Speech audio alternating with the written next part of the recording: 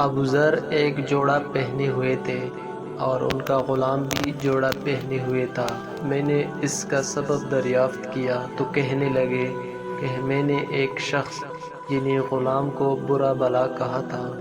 اور اس کی ماں کی غیرت دلائی یعنی گالی دی، تو رسول اللہ صلی اللہ علیہ وآلہ وسلم نے یہ معلوم کر کے مجھ سے فرمایا، اے ابو ذر، تو نے اسے ماں کے نام سے غیرت دلائی ہے، بے شک تجھ میں ابھی کچھ زمانہ جاہلیت کا اثر باقی ہے۔ یاد رکھو ماتحت لوگ تمہارے بھائی ہیں، اللہ نے اپنے کسی مصلحت کی بنا پر انہیں تمہارے قبضے میں دے رکھا ہے، تو جس کے ماتحت اس کا کوئی بھائی ہو تو اس کو بھی وہی کھلائے جو آپ کھاتا ہے اور وہی کپڑا اسے پہنائے جو آپ پہنتا ہے، اور ان کو اتنے کام کی تکلیف نہ دو کہ ان کے لیے مشکل ہو جائے، اور اگر کوئی سخت کام ڈالو تو تم خود بھی ان کی مدد کرو۔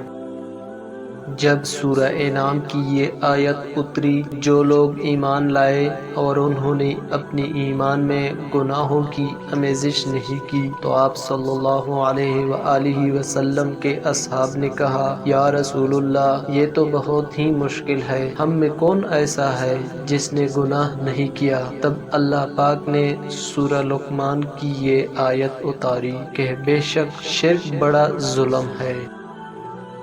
آپ صلی اللہ علیہ وآلہ وسلم نے فرمایا، منافق کی علامتیں 3 ہیں: جب بات کرے